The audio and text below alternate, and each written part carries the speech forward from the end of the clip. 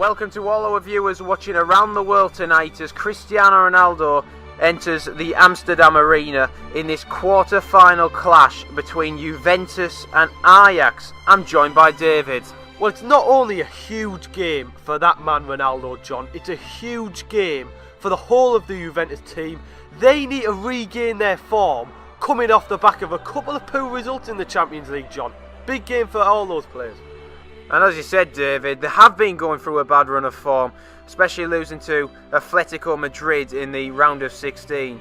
They've lost 3 of their last 5 Champions League games, one of them coming to Manchester United and the other to Young Boys, David. How do you think Ronaldo will play today, and where do you think he'll start? John, he turns up in every game you put him in. He's a big game player. He's done it at all the clubs he's played for.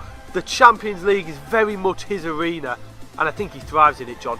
It's a fortress, this place, for Ajax this season, top of the Eredivisie, and they play top of Serie A. And David, not to mention Cristiano Ronaldo's injury against Serbia in the 2020 Euro qualifiers.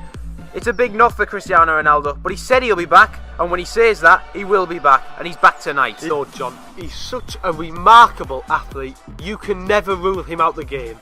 And he's ready for another glorious Champions League night under the lights, John. Well, David, you couldn't be more right there, and we're ready. Let's go our commentators of Martin Keown and Darren Fletcher.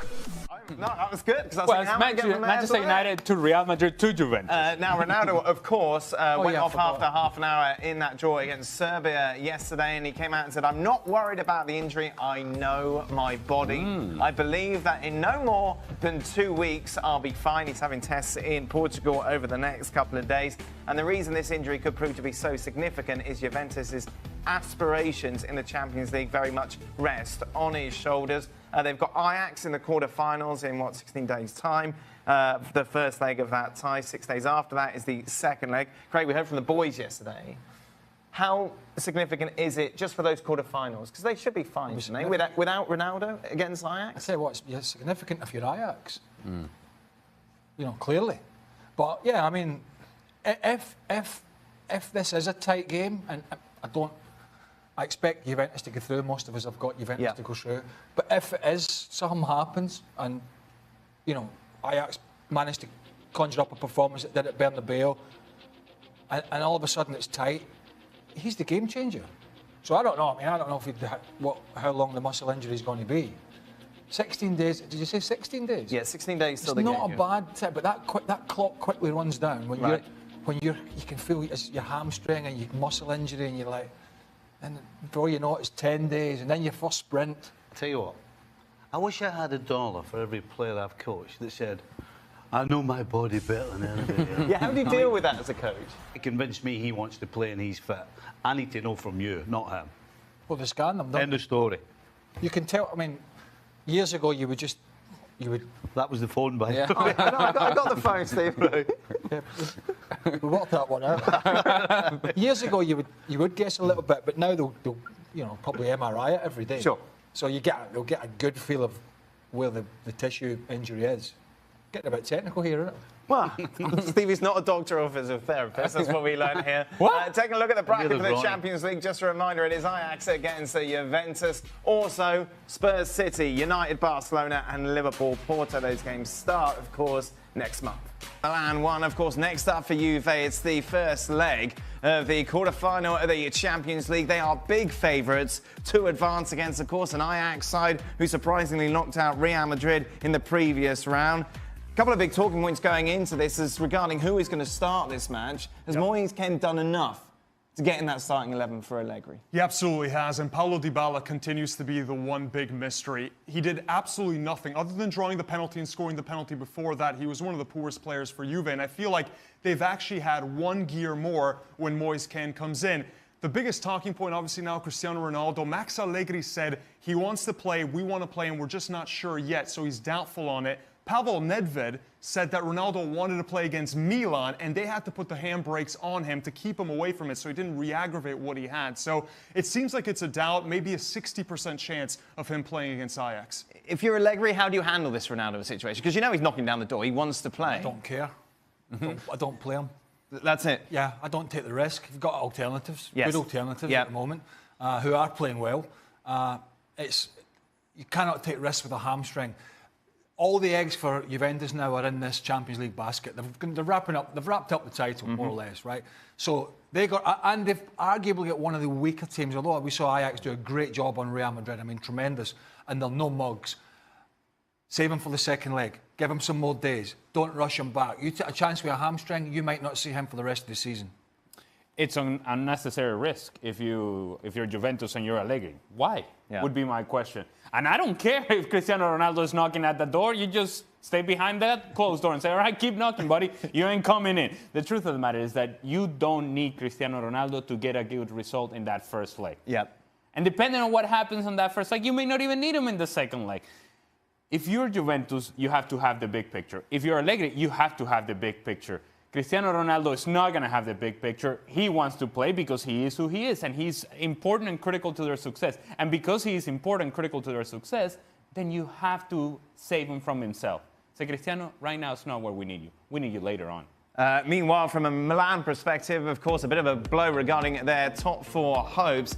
Atalanta 1 point behind them, of course, they're in action tomorrow. We'll talk more about their clash with Inter in a moment. But from an AC Milan perspective, obviously they go into this game maybe not expecting points, but they feel they should have got something from this match. Yeah, this is one of the first times that I can remember in years where Milan outplayed Juventus over the course of 90 minutes. It's not a case where the scoreline tells the tale of the actual game. Leonardo came out afterwards saying that the referee was an absolute disgrace, that there should have been a penalty on Alexandro. It was a very inexperienced referee, maybe not the personality to make such a big call in that stadium, because that was a penalty call that has been given every time this season in Serie A. Whether or not you agree or disagree with the interpretation of the handball rule because it's not deliberate, it's irrelevant. That's not part of the rules. That should have been given as a penalty.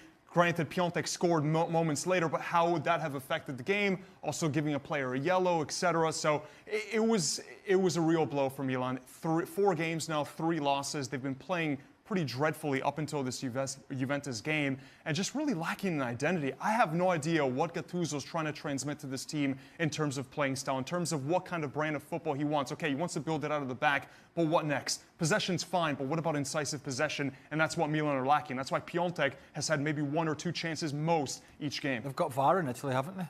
Mm-hmm. Yeah, so still humans though. At the end of the day. Yeah, no. But my point being is, you mentioned the referee being inexperienced, which is fine. But I presume there's a more experienced official who's sitting looking at replays, who then didn't direct the referee. And actually, I was thinking this the other day before the draw. You're looking at the 8 teams left in the competition, and actually even before the Juventus-Atletico game, and so you didn't yet know which one of those 2 were going through, and you think, you know what, there's 5 teams that could win this, and there isn't an obvious favourite among the 5. At least in my opinion, there wasn't an obvious favourite among the 5. This draw, as you've all rightly said, actually looks like it does kind of sort that out a little bit and leave us with what feels like a semi-clear semi-final, but still not any clearer in terms of who will actually win it. Yeah, but what'd you make of the draw? Well, I was thinking of the when you talk about Ajax and Porto and perhaps some surprises and them being there, and Manchester United, of course. I thought, wow, those would have been some great storylines, right? The PSG Barcelona rematch, Ronaldo going back to take on Real Madrid, but. You know what? I'm kind of glad that those guys aren't there and Ajax and Porto are there on merit. I do agree. I think it is, on paper, it's set up for what I think the money men would love to see, which is a Ronaldo v Messi matchup in the final. But there's so many pitfalls along the way, and nobody's really talking about Spurs either. City fell at this stage last year. I just wonder if Pochettino's got something up his sleeve against Pep. Craig, nobody talking about Spurs yet. Let's talk about them a little. How do you see that matchup with City? I see City winning. That easy? We've got better players. I mean, where are we? I mean, by the time these games kick off, how the hell do we know who's going to be playing? You know, City are already without Fernandinho and they've had injury problems for De Bruyne. Tottenham have had their problems with injuries and they've got not as a deeper squad, clearly. So, you know, just throwing mud at the wall here. I mean, it's a guessing game. I'm going for City. City have the best squad left in the competition when everybody's fit. Okay, they don't have the best player because Lionel Messi's the best player, but City have the best squad when everybody's fit. And I think that's why why they're favourites. If they were to lose over 2-legged to Spurs, it would be one. Of course, it would be a huge blow to them, but it would be a big coup for Spurs. But I don't see it happening if City's big players are fit and well. I think that's the thing. It's about who's fit and or who's injured more to the point when these games kick off. And as good as Spurs were against Borussia Dortmund, and as much as they have players coming back in that may make them stronger, City's squad still a lot stronger, a lot deeper. And Ali was making this point a couple of days ago. If Kun Aguero, who has his own issues with injury, though he's been far more consistent of late, if he's not in his squad, Gabriel Jesus hasn't proven to be the kind of deputy we thought he would be when he first burst on the scene. Scenes at Manchester City. That's their biggest concern. Jules, what do you make of Spurs and City? We're not giving Spurs maybe enough of a chance here?